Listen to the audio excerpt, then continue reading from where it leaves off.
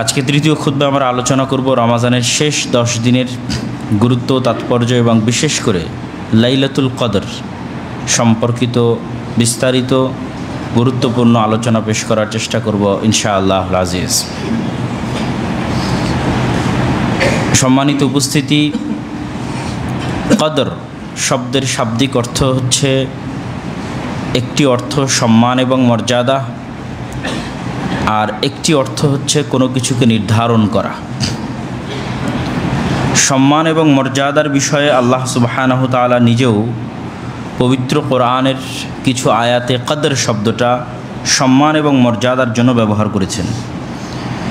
তো সেক্ষেত্রে লাইলাতুল কদরের অর্থ দাঁড়াবে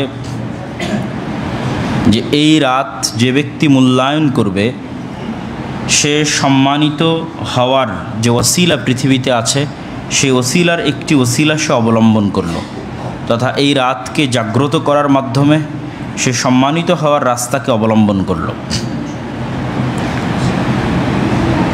আর আরেকটি যখন আমরা অর্থ করব নির্ধারণ করা, তখন অর্থ দাঁড়াবে এই রাতে আল্লাহ সুবহানাহু তাআলা ওয়াইফরাকু ফিহা কুল্লু আমরিন হাকিম, প্রত্যেক নির্ধারিত বিষয়বস্তু, মানুষের ভাগ্য, তাকদীর, আসমান এবং জমিন এবং তার মধ্যে যা কিছু হচ্ছে এবং হবে তার সব কিছুর নবায়ন, সব কিছুই তো পৃথিবী সৃষ্টির 50,000 বছর পূর্বে আল্লাহ সুবহানাহু তাআলা লিখেছেন।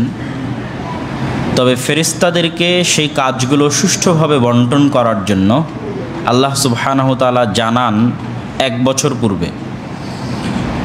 তো ফেরেশতাদের কাছে আল্লাহ সুবহানাহু তাআলা সেটি হস্তান্তর করেন বা জানান যেই রাতে বা যেই দিনে, সেটি হচ্ছে লাইলাতুল কদর।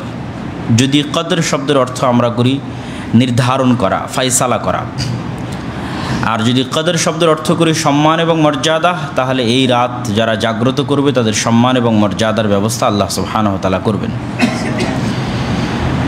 তো প্রথমত আমাদের মধ্যে সবচেয়ে বেশি প্রসিদ্ধ হচ্ছে দ্বিতীয় অর্থটি, যে আল্লাহ সুবহানাহু তাআলা এই রাতে তাকদীরের ফায়সালা নির্ধারণ করেন। তো এই বিষয়ে আমাদেরকে সংক্ষিপ্ত দু একটি কথা মনে রাখতে হবে যে পৃথিবী সৃষ্টির 50,000 বছর পূর্বে আল্লাহ সুবহানাহু তাআলা যে তাকদীর লিখেছেন সেটি মূলত আল্লাহ সুবহানাহু তাআলার জ্ঞান। তাকদীরের 4টা স্তরের 1 নম্বর স্তর হচ্ছে আল্লাহ সুবহানাহু তাআলার জ্ঞান, তথা আল্লাহ সুবহানাহু তাআলা জানেন আপনি এটি করবেন, এই জানাটা জ্ঞান। আপনি বাধ্যগত অবস্থায় করবেন, আপনাকে জোরপূর্বক করানো হবে, বিষয়টি এমন নয়। যেমন এখনও ডাক্তার যদি ক্যান্সার 4 স্টেজে পৌঁছে তাহলে ডাক্তার বলে দিতে পারে যে আপনার সর্বোচ্চ আপনি আর 6 সপ্তাহ থেকে 8 সপ্তাহ আপনি জীবিত থাকতে পারবেন।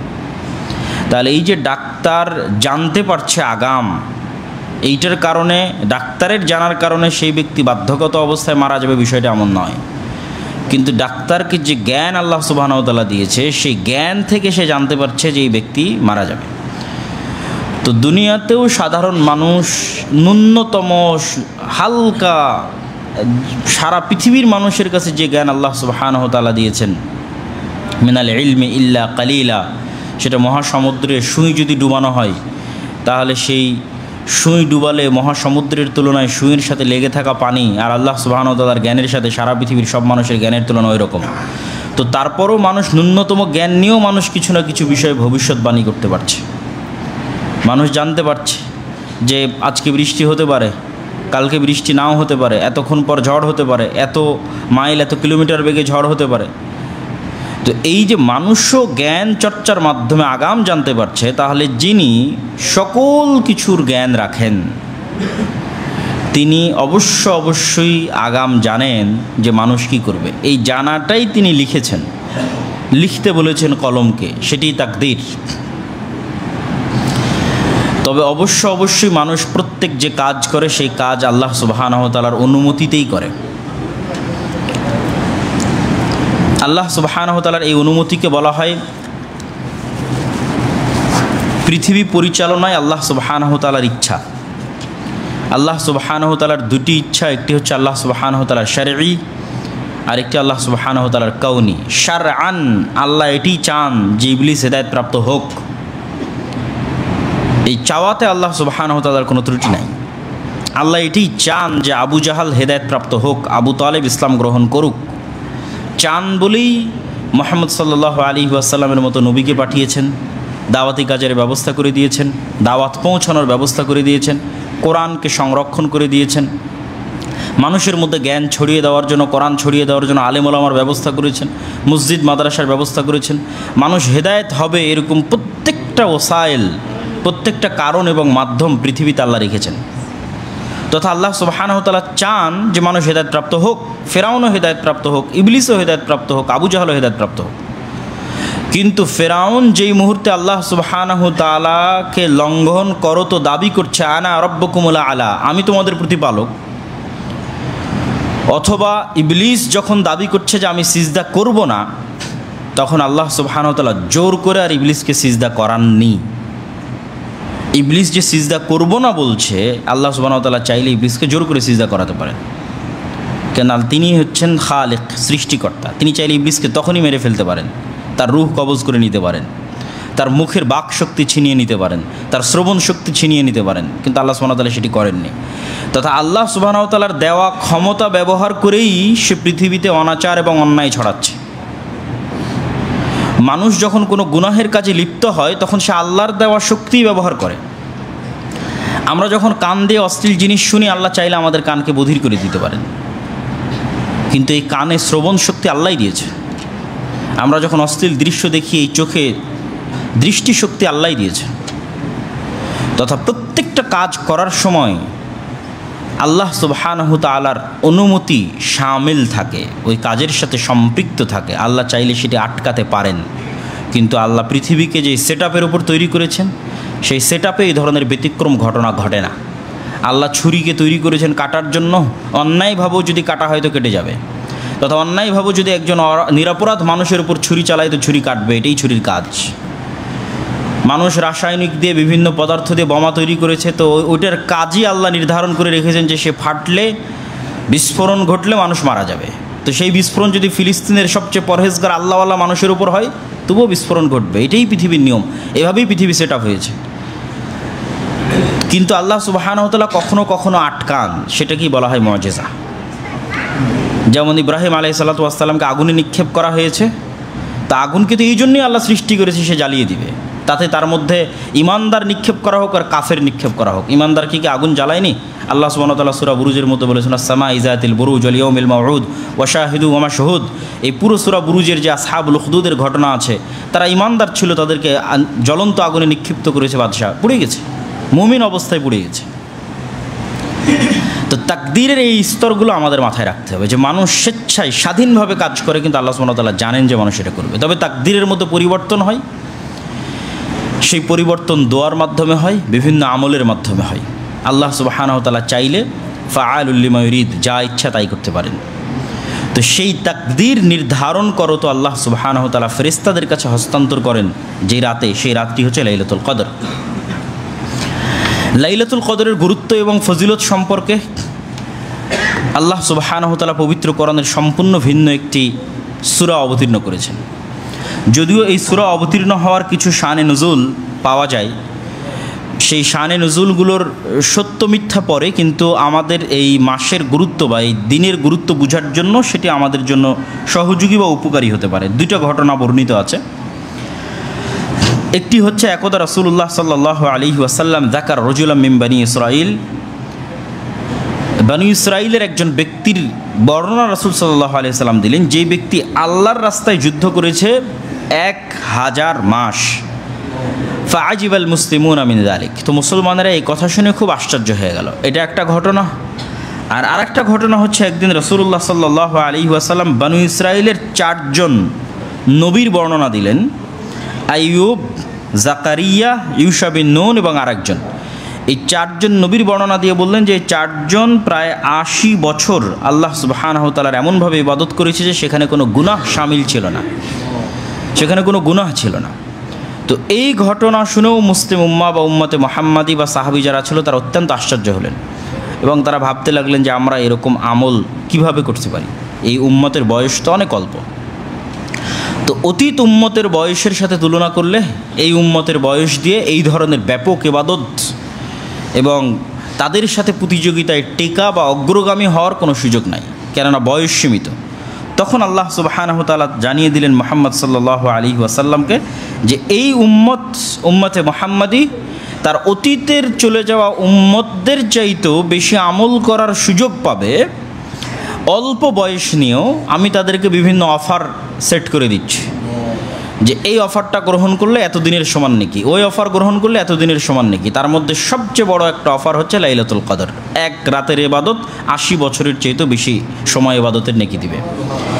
১,০০০ মাস ইবাদতের চাইতেও বেশি ইবাদতের সমান নেকি আমাদেরকে আল্লাহ সুবহানাহু ওয়া তাআলা দিবেন। এটা একটা অফার, সেই অফারের নাম হচ্ছে লাইলাতুল কদর। আল্লাহ সুবহানাহু ওয়া তাআলা কোরআন মাজিদে বলেন, ইন্না আনজালনাহু ফি লাইলাতিল কদর, নিশ্চয় আমি এই পবিত্র কোরআন অবতীর্ণ করেছি লাইলাতুল কদরের রাতে। পবিত্র কোরআনের আরেক আয়াতে আল্লাহ সুবহানাহু ওয়া তাআলা বলেন, ইন্না আনজালনাহু ফি লাইলাতিন মুবারাকা, আমি এই পবিত্র কোরআন অবতীর্ণ করেছি বরকতময় রাতে। তথা ওই আয়াত এবং এই আয়াত, দুই আয়াত মিলালে এটি স্পষ্ট যে লাইলাতুল কদরের রাত বরকতময় রাত। কেন বরকতময় রাত তারও বর্ণনা আয়াতের শেষের দিকে আসবে, তখন আমরা শুনবো ইনশাল্লাহ। ওয়ামা আদরাকা মা লাইলাতুল কদর, হে নবী আপনি কি জানেন লাইলাতুল কদর কি? তো লাইলাতুল কদর কি এইটির গুরুত্ব তুলে ধরার জন্য বলার ঢং এরকম, এবং এই ঢঙে আল্লাহ সুবহানাহু ওয়া তাআলা কোরআন মাজিদের আরও বিভিন্ন জায়গায় বলেছেন, এবং রাসূল সাল্লাল্লাহু আলাইহি ওয়াসাল্লামও এই ঢঙে বহু হাদিস সাহাবীদেরকে সম্বোধন করেছেন। যেমন আল্লাহ বলছেন, আল কারিআতু মাল কারিআ ওয়া মা আদরাকা মাল কারিআ, ভয়ঙ্কর আওয়াজ, বিকট আওয়াজ, প্রলয়ঙ্করী ভয়ঙ্কর ভয়াবহ আওয়াজ। তোমরা কি জানো ভয়ঙ্কর প্রলয়ঙ্করী বিকট ভয়াবহ আওয়াজ কি? তো ওই জিনিসটার প্রতি আগ্রহ তৈরি করার জন্য বলার ধরনটা এমন। রাসূল সাল্লাল্লাহু আলাইহি ওয়াসাল্লামও কোনো একটা গুরুত্বপূর্ণ বিষয় বললে সাহাবীদের এভাবে বলতেন, তোমরা কি জানো গীবত কি? আতাদরুনা মাল গীবাহ, গীবত কাকে বলে তোমরা কি জানো? তখন সাহাবীরা বলতেন, আল্লাহু ওয়া রাসূলুহু আলাম, আল্লাহ এবং আল্লাহ রাসূল ভালো জানেন। তো ঠিক আল্লাহ সুবহানাহু ওয়া তাআলা ওই স্টাইলে বলতেছেন, ইন্না আনজালনাহু ফি লাইলাতিল কদর, আমি তো কোরআন অবতীর্ণ করেছি লাইলাতুল কদরে, কিন্তু তোমরা কি জানো লাইলাতুল কদর কি?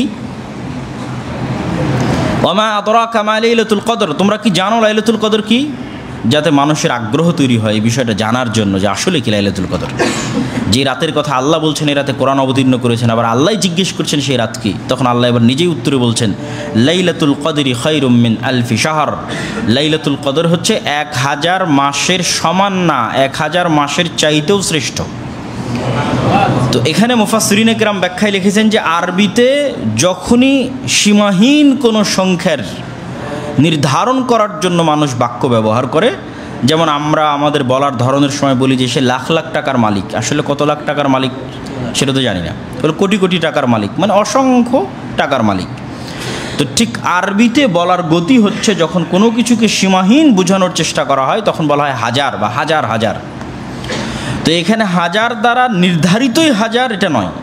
নির্ধারিতই হাজার কেন নয় তার দলিল কিন্তু আয়াতের মধ্যেই আছে। আল্লাহ বলছেন হাজারের চেয়েও শ্রেষ্ঠ, তাহলে তো হাজারে তিনি সীমাবদ্ধ করেননি। তাহলে যেহেতু হাজারে সীমাবদ্ধ করেননি, আর যেহেতু তৎকালীন এবং বর্তমান আরবি ভাষাতেও কোনো একটা কিছুর সীমাহীন বোঝানোর জন্য বলা হয় হাজার হাজার, তথা লাইলাতুল কদর এরকম হাজারো মাসের ইবাদতের চাইতে উত্তম। তো কত উত্তম আল্লাহ সুবহানাহু ওয়া তাআলা ভালো জানেন। সুতরাং এটিকে নির্ধারিত করার কোনো সুযোগ নাই যে এই হাজার মাসের জন্যই বা হাজার মাসের মতোই এটা নির্ধারিত করার সুযোগ নাই। আরবি ভাষার দৃষ্টিতেও, আরবি সাহিত্যের দৃষ্টিতেও সুযোগ নাই, আর কোরআনের এই আয়াতের শাব্দিক অনুবাদ করলেও সুযোগ নাই। তারপর আল্লাহ সুবহানাহু ওয়া তাআলা বলছেন, তানাজ্জালুল মালাইকাতু ওয়ার রূহু ফিহা বিইذনি রাব্বিহিম মিন কুল্লি আমর। তানাজ্জাল, আরবিতে যখন তানাজ্জাল বা তাতানাজ্জাল শব্দ ব্যবহার হয় তখন ধারাবাহিকভাবে অবতীর্ণ হতেই থাকে। তো তানাজ্জাল বা তাতানাজ্জালুল মালাইকা, ফেরেশতাগণ, আর রূহ মানে জিবরিল আমিন, জিবরাইল আলাইহিস সালাতু ওয়াস সালাম, ফেরেশতাগণ আর ফেরেশতাদের নেতা জিবরাইল আলাইহিস সালাতু ওয়াস সালাম এই রাতে অবতীর্ণ হতে থাকেন পৃথিবীতে বিইজনি রাব্বিহিম মিন কুল্লি আমর, তাদের প্রতিপালকের অনুমতিতে তথা তাদের প্রতিপালকের আদেশে। তাদের প্রতিপালকের আদেশে জিবরাইল এবং ফেরেশতাগণ এই রাতে জমিনে অবতীর্ণ হতে থাকেন। অসংখ্য হাদিসে রাসূলুল্লাহ সাল্লাল্লাহু আলাইহি ওয়াসাল্লাম বলেছেন যে লাইলাতুল কদরের রাতে এত বেশি পরিমাণে ফেরেশতা অবতীর্ণ হয় যে পৃথিবীর কোনো ইঞ্চি জায়গা খালি থাকে না, ধূলিকণা বালিকণা, যেখানে আল্লাহ সুবহানাহু ওয়া তাআলার কোনো ফেরেশতা আল্লাহর জিকির আজকার এবং তাসবিহ তাহলিলে ব্যস্ত থাকে না। তো এটি এই অংশটুকুর ব্যাখ্যা। যখন শুরুতে বলেছিলাম যে ইন্না আনজালনাহু ফি লাইলাতিন মুবারাকাহ, যে এই রাত বরকতময় রাত, তো আপনারা খুব ভালোভাবেই জানেন যে বরকতের মাত্রা অনুযায়ী ফেরেশতা অবতীর্ণ হয়।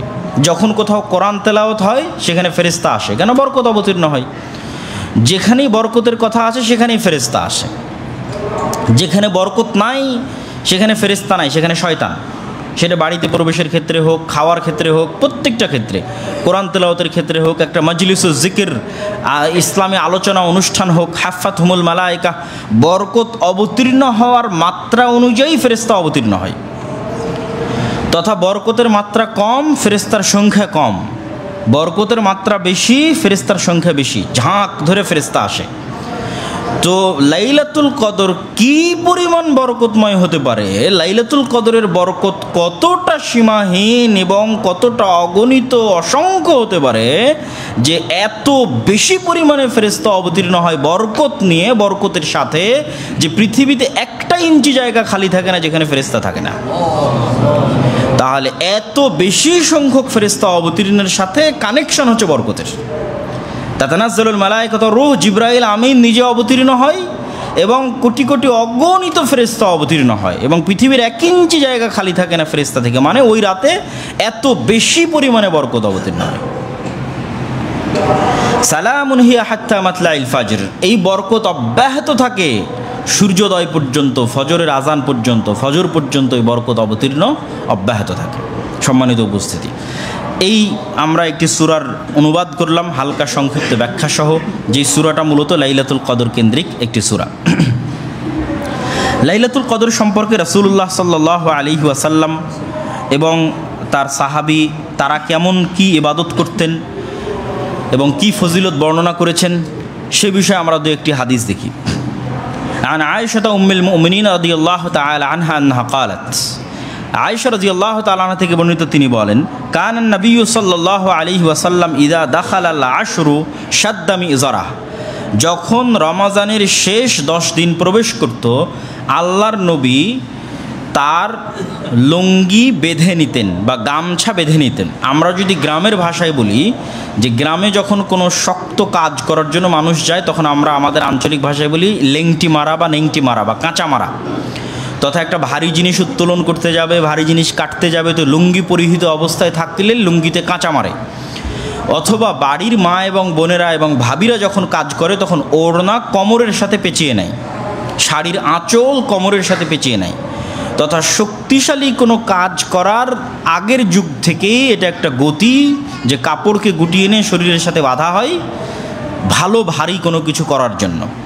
তো ওইটাকেই উদাহরণ হিসেবে, রূপক হিসেবে আয়েশা রাদিয়াল্লাহু তাআলা আনহা তুলে ধরছেন যে আল্লাহর নবীর শেষ 10 দিন আসলে আল্লাহর নবীর প্রস্তুতির ধরনটা এমন হতো যে বিশাল কোনো কাজের জন্য মানুষ যেমন কাঁচা মারে অথবা আঁচল কোমরের সাথে বেঁধে নেয়, গামছা কোমরের সাথে বেঁধে নেয়, ঠিক সেরকম ভয়াবহ ভয়ঙ্কর কঠিন প্রস্তুতি রাসূলুল্লাহ সাল্লাল্লাহু আলাইহি ওয়াসাল্লাম নিতেন যখন রমাদানের শেষ 10 দিন প্রবেশ করত। ওয়া আহইয়া লাইলাহু ওয়া আইকাদা আহলাহু, নিজে শেষ 10 দিনের রাত, 10 রাতের রাত জাগতেন, ওয়া আইকাদা আহলাহু, পরিবারকে জাগাতেন। শুধু নিজে জেগে ক্ষান্ত হতেন না, আইকাজা, জাগাতেন আহলাহু, তার পরিবারকে। আয়েশা রাদিয়াল্লাহু তাআলা থেকে বর্ণিত তিনি আরও বলেন, কানা রাসূলুল্লাহ সাল্লাল্লাহু আলাইহি ওয়াসাল্লাম ইয়াজতাহিদু ফিল আশরিল আওয়াখির মা লা ইয়াজতাহিদু ফি গায়রিহি, রাসূল সাল্লাল্লাহু আলাইহি ওয়াসাল্লাম শেষ 10 দিনে যা পরিশ্রম করতেন রমজানের আর বাকি 20 দিনে সেই রকম পরিশ্রম করতেন না। এবং স্বয়ং রাসূলুল্লাহ সাল্লাল্লাহু আলাইহি ওয়াসাল্লাম তিনি বলেন যে লাইলাতুন খায়রুম মিন আলফি শাহর মান হুরিমা খায়রাহা ফাকাদ হুরিমা কুল্লাহ, যে ব্যক্তি লাইলাতুল কদরের কল্যাণ থেকে বঞ্চিত হয়ে গেল সে যেন রমাজান এবং পৃথিবীর সকল কল্যাণ থেকে বঞ্চিত হয়ে গেল। লাইলাতুল কদরের মতো এক মহান রাতের কল্যাণ থেকে যে ব্যক্তি বঞ্চিত হয়ে গেল সে যেন রমাজানের সকল কল্যাণ অথবা সমগ্র পৃথিবীর সকল কল্যাণ অথবা তার সারা জীবনের সকল কল্যাণ থেকে বঞ্চিত হয়ে গেল। আরেকটি হাদিস তো আমরা সকলেই জানি যে রাসূলুল্লাহ সাল্লাল্লাহু আলাইহি ওয়াসাল্লাম বলেছেন, মান ইয়াকুম লাইলাতাল কদরি ঈমানান ওয়া ইহতিসাবান গুফিরা লাহু মা তাকাদ্দামা মিন যামবি। কেউ যদি ঈমানের সাথে নেকির আশায় তথা গুনাহবিহীন অবস্থায় নেকির আশায় লাইলাতুল কদর পেয়ে যায়, লাইলাতুল কদরের রাতে ইবাদত করার সুযোগ পেয়ে যায় তথা লাইলাতুল কদর খুঁজতেছে এবং তার ভাগ্যের সাথে লাইলাতুল কদর মিলে গেছে এবং তার পক্ষে সক্ষম হয়েছে, সম্ভব হয়েছে যে সে লাইলাতুল কদরের রাতে ইবাদত করবে আল্লাহর সন্তুষ্টির জন্য, গুনাহবিহীন অবস্থায় নেকির আশায় লাইলাতুল কদরের রাতে ইবাদত করবে, এই সুযোগ যে ব্যক্তি পেয়ে গেছে তার অতীতের সকল গুনাহ আল্লাহ ক্ষমা করে দিবেন। লাইলাতুল কদরের রাতের জাগার এটি একটি বড় সুযোগ এবং সুবিধা। লাইলাতুল কদর কখন হয়? রাসূলুল্লাহ সাল্লাল্লাহু আলাইহি ওয়াসাল্লামের এই মর্মে অসংখ্য এবং বিভিন্ন বিবরণ রয়েছে, যেই বিবরণগুলোর অসংখ্য হাদিস এই মর্মে পাবেন। কখনো তিনি বলছেন শেষ 10 দিন, কখনো বলছেন শেষ 7 দিন, কখনো বলছেন প্রথম 10 দিন এবং শেষ 10 দিন, কখনো বলছেন পুরো রমাজান। অসংখ্য হাদিস পাওয়া যাবে এবং আমরা কিছু আলামতও জানবো লাইলাতুল কদরে রাসূল সাল্লাল্লাহু আলাইহি ওয়াসাল্লামের মুখ থেকে। তবে বেশিরভাগ হাদিস এবং বেশিরভাগ সহিহ হাদিস বুখারী মুসলিম সহ অন্যান্য গ্রন্থে যদি আমরা সকল হাদিসকে একত্রিত করি তাহলে বেশিরভাগ হাদিস এই মর্মে অবতীর্ণ হয়েছে বা এই মর্মে বর্ণিত হয়েছে যে রমাজানের শেষ দশকে লাইলাতুল কদর এবং শেষ দশকের বিজোড় রাতে, শেষ দশকে এবং শেষ দশকের বিজোড় রাতে। শেষ দশকের কথাটা ব্যাপকভাবে এসেছে আর তার মধ্যেও কিছু কিছু ক্ষেত্রে এসেছে শেষ দশকের বিজোড় রাতে। তা আমরা এর মধ্যে থেকে দুই একটি হাদিস আপনাদের সামনে তুলে ধরব। আবু সাঈদ আল খুদরি রাদিয়াল্লাহু তাআলা আনহু থেকে বর্ণিত, তিনি বলেন, আন্না রাসূলুল্লাহ সাল্লাল্লাহু আলাইহি ওয়াসাল্লাম ইতাকাফা আল-আশর আল-আউয়াল মিন রমাদান। আল্লাহর নবী রমাজানের শুরু থেকেই ইতিকাফ করা শুরু করলেন এবং লাইলাতুল কদর অনুসন্ধান করা শুরু করলেন। তো তিনি রমাজানের প্রথম 10 দিন ইতিকাফ করলেন, তারপরে রমাজানের মধ্যের 10 দিন ইতিকাফ করলেন, তারপরে শেষ 10 দিন ইতিকাফ করবেন। এরকম সময় রাসূল সাল্লাল্লাহু আলাইহি ওয়াসাল্লাম সাহাবীদের ডেকে বলছেন, ইন্নী ইতাকাফতুল আশর আল আউয়াল আলতামিসু হাদিহিল লাইলা সুম্মা ইতাকাফতুল আশর আল আওসাত সুম্মা উতিতু ফাকিলা লাহা ইন্নাহা ফিল আশরিল আওয়াখির। যে আমি রমাজানের প্রথম 10 দিন ইতিকাফ করে লাইলাতুল কদর অনুসন্ধান করেছি, রমাজানের মধ্যের 10 দিন অনুসন্ধান করে লাইলাতুল কদর অনুসন্ধান করে রাত্রি জাগরণ করেছি এবং ইতিকাফ করেছি। আমার মনে হচ্ছে যে লাইলাতুল কদর ইন্নাহা ফিল আশরিল আওয়াখির, রমাজান মাসের শেষ 10 দিন। ফামান আহাব্বা মিনকুম আন ইয়াতাকিফ ফালিয়াতাকিফ। সুতরাং যারা ইতিকাফ করতে চায় তারা যেন রমজানের শেষ 10 দিনে ইতিকাফ করে, যারা ইতিকাফ করতে চায় তারা যেন রমজানের শেষ 10 দিন ইতিকাফ করে। এবং তিনি আরও বলছেন, ওয়া ইন্নী আসজুদু সাবিহাতাহা ফি তিনিন ওয়া মাইন। আর আমি দেখছি স্বপ্নে যে আমি লাইলাতুল কদরের রাতে সিজদা করছি কর্দমাক্ত মাটিতে, তথা পানি এবং মাটি একত্রিত হলে যেই আকার ধারণ করে ভিজা মাটি, কর্দমাক্ত মাটি, সেই কর্দমাক্ত মাটিতে আমি লাইলাতুল কদরে সিজদা করছি। তো যেই দিন এই কথা রাসূল সাল্লাল্লাহু আলাইহি ওয়াসাল্লাম বলছেন সেই দিন ছিল 21 রাত। তো সাহাবা একরাম বর্ণনা দিচ্ছেন যে কদ কামা ইলা সুবহি ফামাতারাতিস সামা ফাওয়াকাফা আল মসজিদ ফাআবসারতু الطين والماء فخرج حين فرغ من صلاة الصبح وجبينه وروثة أنفه فيهما الطين والماء। বলছে এই রাতে আসমান বৃষ্টি বর্ষণ করলো, 21 রাতে। ফামাতারাতিস সামা, আসমান বৃষ্টি বর্ষণ করলো, মানুষজন মসজিদেই আটকা থেকে গেল, বাড়িতে যেতে পারলো না। ফাআবসারতু الطين والماء। তো রাসূল সাল্লাল্লাহু আলাইহি ওয়াসাল্লাম ফজরের সালাত আদায় করালেন এবং ফজরের সালাত শেষে যখন মসজিদ থেকে বের হচ্ছেন তখন আমরা তার কপালে এবং তার নাকে কর্দমাক্ত মাটি লেগে থাকতে দেখছি। যে ওয়া জাবিনুহু ওয়া রাউসাতু আনফিহি ফীহিমা তিন ওয়াল মা, তার কপাল এবং তার নাকে পানি এবং মাটি লেগে আছে। ওয়াইদা হিয়া লাইলাতু 21 মিনাল আশরিল আওয়াখির। যদিও এইটা তখনকার 21 রাতের বর্ণনা সাহাবায়ে কেরাম দিচ্ছেন, কিন্তু নির্ধারিতভাবে কোনো মুহাদ্দিস বা আলেম ওলামা তারা নির্ধারিতভাবে কোনো রাতকে নির্ধারিত করতে নিষেধ করেছেন এবং রাসূল সাল্লাল্লাহু আলাইহি ওয়াসাল্লামও কোনো রাতকে সেভাবে নির্ধারিত করেননি। এবং বহু হাদিসে, যেটা আমি বারবার বলতেছি, বহু হাদিসে রাসূলুল্লাহ বলছেন ইলতামিসুহা ফিল আশরিল আওয়াখির, তোমরা শেষ 10 দিনে লাইলাতুল কদর অনুসন্ধান করো এবং শেষ 10 দিনের বিজোড় রাত্রিতে তোমরা লাইলাতুল কদর অনুসন্ধান করো। এবার আমরা লাইলাতুল কদরের কিছু আলামত দেখি। একটা আলামত তো আমরা এই হাদিসের মধ্যেই পেয়ে গেলাম, যে লাইলাতুল কদরের আলামতের অন্যতম একটি আলামত হচ্ছে যে সেই রাতে বৃষ্টি হতে পারে এবং সেই রাতে কর্দমাক্ত মাটিতে রাসূল সাল্লাল্লাহু আলাইহি ওয়াসাল্লাম সিজদা করেছেন। তো কর্দমাক্ত মাটিতে সিজদা তখনই করবেন যখন আসমান থেকে বৃষ্টি বর্ষণ হবে। তো অন্যান্য হাদিসে রাসূলুল্লাহ সাল্লাল্লাহু আলাইহি ওয়াসাল্লাম লাইলাতুল কদরের যে আলামতগুলো তুলে ধরেছেন, সেই দু একটা আলামত আমরা আপনাদের সামনে তুলে ধরবো। তার আগে আরও একটি হাদিস, যে আল্লাহর নবী লাইলাতুল কদর নির্ধারিত করেননি, এই মর্মে একটা স্পষ্ট হাদিস। আন উবাদা ইবনে সামিত রাদিয়াল্লাহু তাআলা আনহু থেকে বর্ণিত, তিনি বলেন, খারাজা রাসূলুল্লাহ সাল্লাল্লাহু আলাইহি ওয়াসাল্লাম লিয়ুখবিরানা বিলাইলাতিল কদর। একদিন আল্লাহর নবী আমাদের মধ্যে বের হলেন এবং তিনি আমাদেরকে সংবাদ দিতে চাইলেন কবে লাইলাতুল কদর।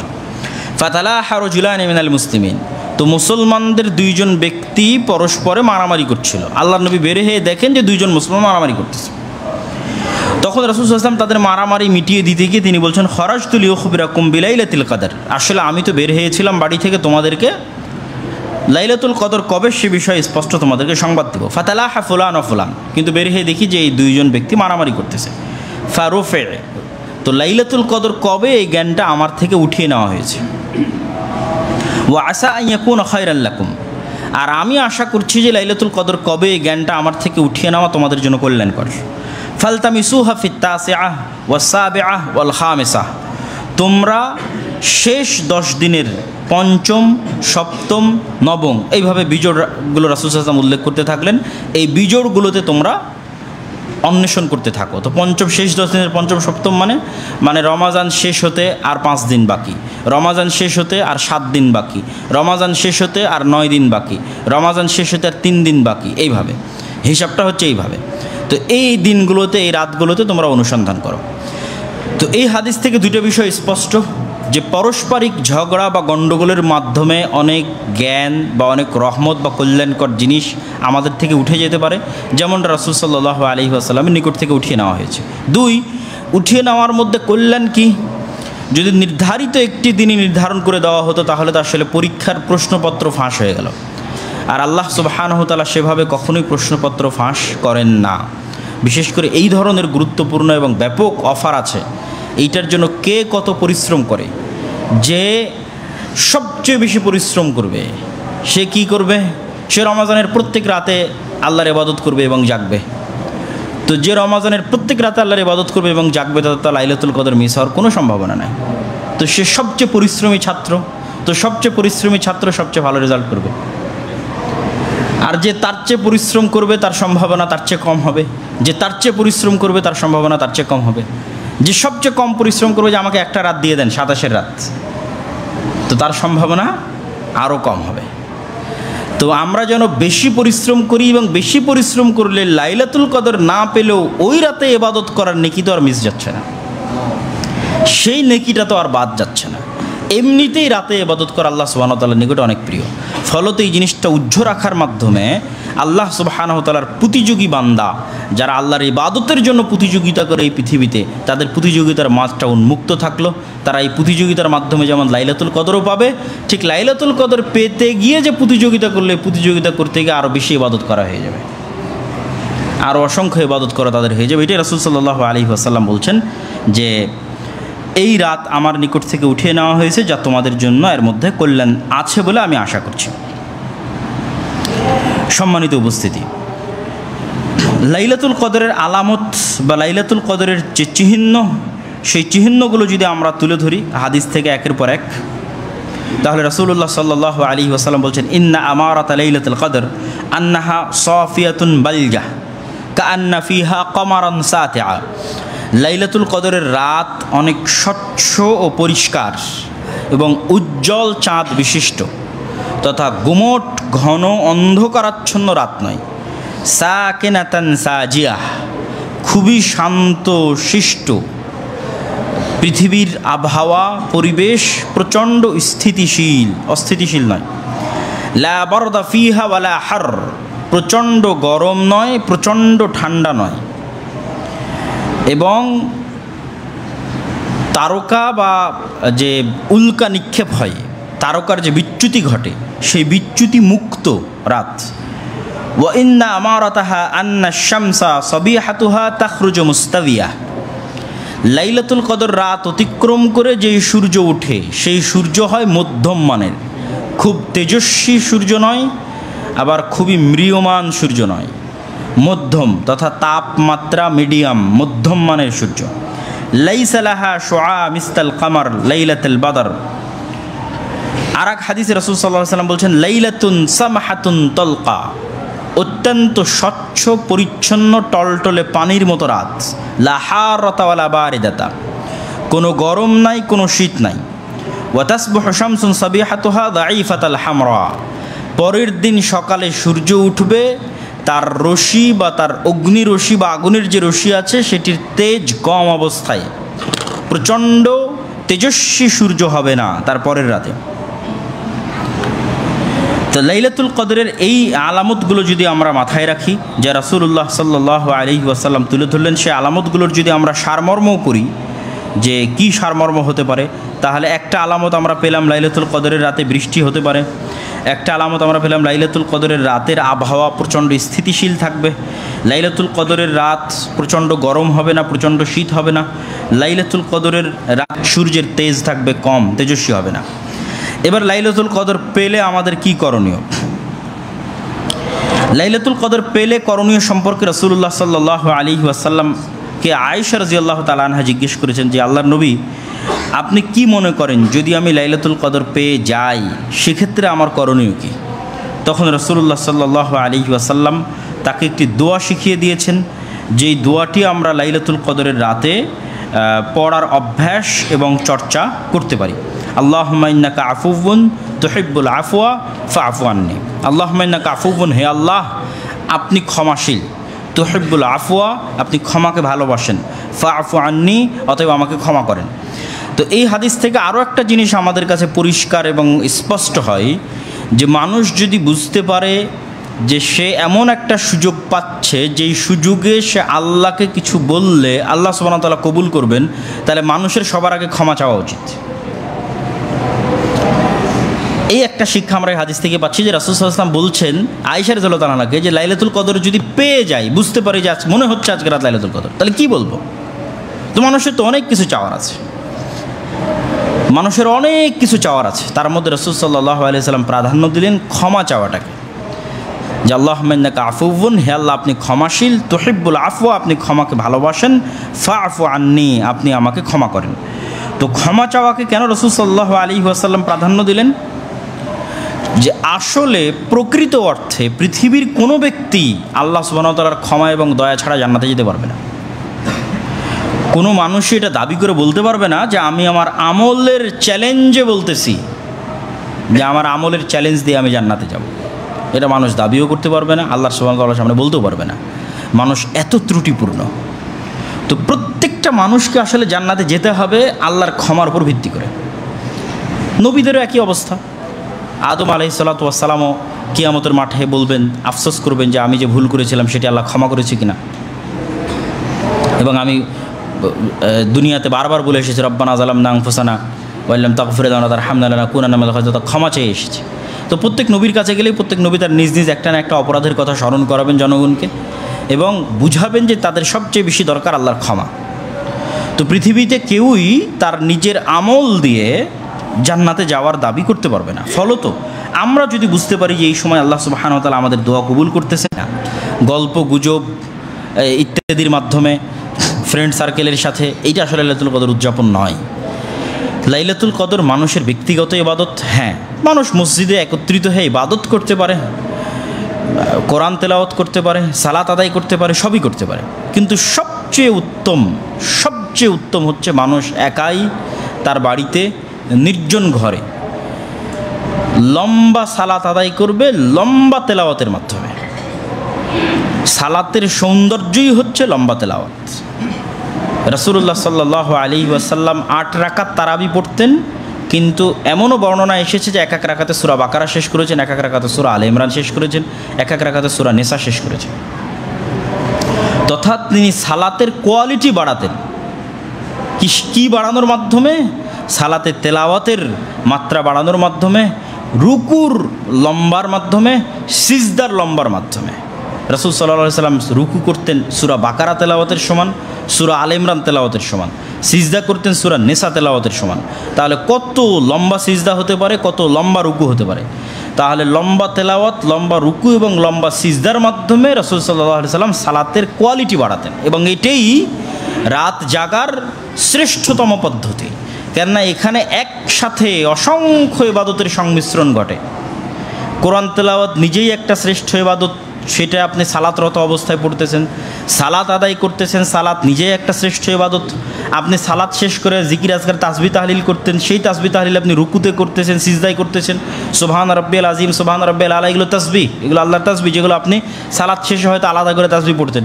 তো পুরো রুকু আপনি পড়তে থাকলেন সুবহান রাব্বিয়াল আযীম, সুবহান রাব্বিয়াল আযীম, সুবহান, লম্বা তাসবিহ, যা সালাতের বাইরে, কিন্তু এটা সালাতের মধ্যে হচ্ছে।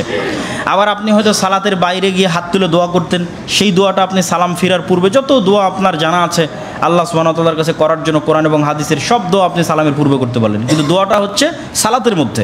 তাহলে একই সাথে সালাতের মধ্যে কোরআন তেলাওয়াত হচ্ছে, সালাতের মধ্যে তাসবিহ তাহলিল হচ্ছে, সালাতের মধ্যে দোয়া হচ্ছে। এই জন্য সবচেয়ে কোয়ালিটিফুল ইবাদত, সবচেয়ে দামি ইবাদত লাইলাতুল কদরের রাতে যা রাসূল সাল্লাল্লাহু আলাইহি সাল্লাম করতেন, লম্বা সালাত, লম্বা তেলাওয়াত, লম্বা রুকু, লম্বা সিজদা। তারপরেও যদি মানুষের মন চায় তাহলে লম্বা ইবাদতের বাইরে এসে আলাদা করে কোরআন তেলাওয়াত করতে পারে।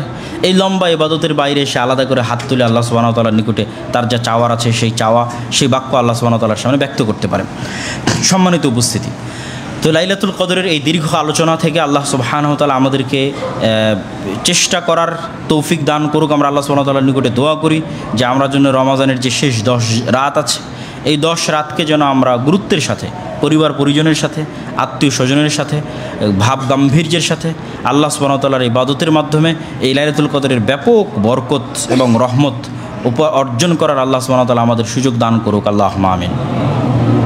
আর বক্তব্যের শেষে আপনাদের সাথে জরুরি দু একটি কথা যা আপনারা অবগত আছেন যে আমাদের এখানে তারাবির সালাত হচ্ছে এবং সুন্নাত পদ্ধতিতে সুললিত এবং সুমধুর তাজবিদের সাথে যে বিশুদ্ধ তেলাওয়াত, সেই তেলাওয়াতের মাধ্যমে ধীর স্থিরভাবে তারাবির সালাত হচ্ছে। যারা নিয়মিত আসেন আলহামদুলিল্লাহ, যারা আসেন না তাদেরকেও আমরা এখানে তারাবির সালাতে আসার উদাত্ত আহ্বান জানাচ্ছি। পাশাপাশি আমাদের এখানে ইফতারির ব্যবস্থাও থাকছে এবং ইফতারিতে আপনাদেরকে শরীক হওয়ার আমরা উদাত্ত আহ্বান জানাচ্ছি। যে আমাদের একদিনের ইফতারিতে মোটামুটি 5,000 টাকার মতো খরচ হয়ে থাকে।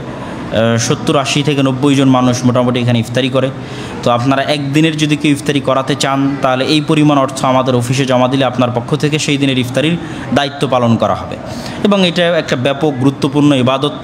সেটা হচ্ছে আপনি নিজে তো সিয়াম থেকে নেকি পেলেন, ইফতারকারীদের ইফতার করানোর মাধ্যমে তাদের সিয়ামের নেকিটাও আপনি বোনাস হিসেবে লুফে নিলেন। যা সৌদি আরবে যদি আপনি গিয়ে থাকেন তাহলে দেখবেন যে মদিনার মানুষ কীভাবে প্রতিযোগিতা করে এই মানুষকে ইফতার করানোর জন্য। তারা তাদের ধন সম্পদ, স্ত্রী পুত্র, আত্মীয় স্বজন, বাচ্চা কাচ্চা সব নিয়ে ইফতারির সরঞ্জামাদি নিয়ে তারা আসরের পর থেকে মসজিদে নববীতে উপস্থিত থাকে। এই যে একটা কালচার তাদের মধ্যে গড়ে উঠেছে মানুষকে ইফতার করানোর, এইটা আমাদের মধ্যেও ডেভেলপ করা উচিত এবং এই সুযোগ হাতছাড়া করা উচিত নয় যে আমি আমার আর এক মুসলিম ভাইকে ইফতার করানোর সুযোগ গ্রহণ করব। এই সুযোগটা আপনারা গ্রহণ করতে পারেন। আর আলহামদুলিল্লাহ আমাদের এখানে কোর্স চলতেছে, কোরআন শিক্ষার কোর্স চলতেছে, আরবি শিক্ষার কোর্স চলতেছে। মেয়েদের জন্য সম্পূর্ণ ভিন্ন, মহিলা শিক্ষিকা দ্বারা অনলাইন অফলাইন দুইটাই। তো সেই কোর্সগুলোরও আপনারা সুযোগ নিতে পারেন। সুযোগ এই জন্য নিতে পারেন, বলবেন যে ক্লাস শুরু হয়ে গেছে কীভাবে সুযোগ নিব। আমাদের ক্লাসগুলো যেহেতু রেকর্ডেড, সেই রেকর্ডেড ক্লাসগুলো আপনি পাস্ট ক্লাসগুলো ভর্তি হওয়ার মাধ্যমে আমাদের ক্লাসগুলো করার সুযোগ পাবেন। সুতরাং এই কোর্সগুলোতে আমি আপনাদের ভর্তি হওয়ার উদাত্ত আহ্বান জানাচ্ছি। আর সর্বোপরি রমাজান মাস হিসেবে রাসূলুল্লাহ সাল্লাল্লাহু আলাইহি ওয়াসাল্লাম তার অন্তরের বিশুদ্ধতার কারণে, যেমন আমরা গত জুমাতে আলোচনা করেছি জাকাত বিষয়ে, যে জাকাত সম্পদের বিশুদ্ধতা এবং অন্তরের বিশুদ্ধতা নির্ধারণ করে। জাকাত তো আমরা আদায় করবই, তার পাশাপাশি আমরা আমাদের দানের হাত প্রশস্ত করার চেষ্টা করব। এই দাওয়া সেন্টার ব্যয়বহুল খরচ আছে, সেটিতে আপনারা আন্তরিকভাবে রমজান মাসকে লক্ষ্য করে আপনাদের দানের হাতকে প্রসারিত করবেন। আর জাকাতের বিষয়ে অবশ্যই আপনারা জামিয়া সালাফিয়া সহ অন্য যে প্রতিষ্ঠানগুলো আছে সেই প্রতিষ্ঠানগুলোর প্রতি দৃষ্টি দেওয়ার চেষ্টা করবেন। জাকাতের খাতগুলো আমরা উল্লেখ করেছি গত জুমার খুতবায়, সেগুলোর ভিত্তিতে এই সমস্ত দিনী শিক্ষা প্রতিষ্ঠান যেখানে ইয়াতিম লালিত পালিত হয়ে থাকে এবং যেখানে কোরআন এবং হাদিসের চর্চা হয়ে থাকে তাদেরকেও জাকাতের একটি অংশ দেওয়া যায়। আল্লাহ সুবহানাহু ওয়া তাআলা আমাদেরকে পুরো রমজানে বিশুদ্ধভাবে সকল আমলগুলো বিশুদ্ধভাবে পালন করার তৌফিক দান করুক, আল্লাহুম্মা আমিন। পাশাপাশি যে বর্তমান বাংলাদেশে যে একটা সমস্যা দেখা যাচ্ছে, যে রমজান মাসে প্রকাশ্য ধূমপান করার যে একটা টেন্ডেন্সি, বা এটা নিয়ে অনলাইন অফলাইন বিভিন্ন আলোচনা এবং সমালোচনা, এটার বিরুদ্ধে আমাদের সামাজিক আন্দোলন নিজ নিজ জায়গা থেকে গড়ে তোলা উচিত। যে অন্যায়ের বিরুদ্ধে আন্দোলন। রমজান মাস এক মহৎ পবিত্র মহান মাস। এই পবিত্র মহান মাসের অপবিত্রকরণ বা এই পবিত্র মহান মাসের সম্মানকে লঙ্ঘন করা এবং সেইটাকে আবার মানবাধিকারের নাম দেওয়া, এই ধরনের নেহায়াত নেক্কারজনক কাজের বিরুদ্ধে আমাদের সামাজিকভাবে আন্দোলন গড়ে তোলা উচিত। আমাদের আত্মীয় স্বজন, পাড়া প্রতিবেশী, আমাদের সন্তান সন্ততি কাউকে যেন আমরা এরকম বেহায়া বখাটে করে গড়ে না তুলি যে তাদের কারণে আমাদের দুর্নাম হয় সমাজে, পিতামাতার দুর্নাম হয় সমাজে। এই ধরনের সন্তান এবং এই ধরনের প্রজন্ম থেকে আল্লাহ সুবহানাহু ওয়া তাআলা আমাদের হেফাজত করুক। আর এই ধরনের যারা কার্যকলাপে লিপ্ত আছে তাদের অন্তরকে আল্লাহ সুবহানাহু ওয়া তাআলা নরম করে তাদেরকে হেদায়েত হওয়ার তৌফিক দান করুক, আল্লাহুম্মা আমিন। পাশাপাশি রমজানের যে শুধু এইভাবেই অপমান করা হয় তা কিন্তু নয়। দেখবেন যে সামনে ঈদ আসতেছে, ঈদকে লক্ষ্য করে কত বেহায়া সব সিনেমা আর কত সব গানের ট্রেইলার সেগুলো উন্মোচন করা হবে, আবার সেগুলোর ছবি দেওয়ালে দেওয়ালে ঝুলবে রমজান মাসের মধ্যেই। তো সব দিকে আমাদের সোচ্চার হতে হবে। এই ধরনের রমজানকে কেন্দ্র করে বা ঈদকে কেন্দ্র করে এই ধরনের বেহায়াপনা এবং বেলিল্লাপনাকে কখনোই আশ্রয় দেওয়া উচিত নয়। আল্লাহ সুবহানাহু ওয়া তাআলা আমাদেরকে রমজানের এই সুমহান মর্যাদা এবং সুমহান সম্মান এটিকে রক্ষা করো, তার পবিত্রতাকে রক্ষা করো এই মাস ইবাদতের মাধ্যমে, দান সাদকা এবং জাকাতের মাধ্যমে, লাইলাতুল কদরকে জাগ্রত করার তৌফিক দেওয়ার মাধ্যমে পার করার তৌফিক দান করুক, আল্লাহুম্মা আমিন। আমরা যেন এমনভাবে রমজান অতিক্রম করতে পারি যে আমরা রমজানের যে অফারগুলো আছে নিষ্পাপ হওয়ার, সেই নিষ্পাপ হিসেবে যেন আমরা রমজান মাসকে অতিক্রম করতে পারি, আল্লাহুম্মা আমিন।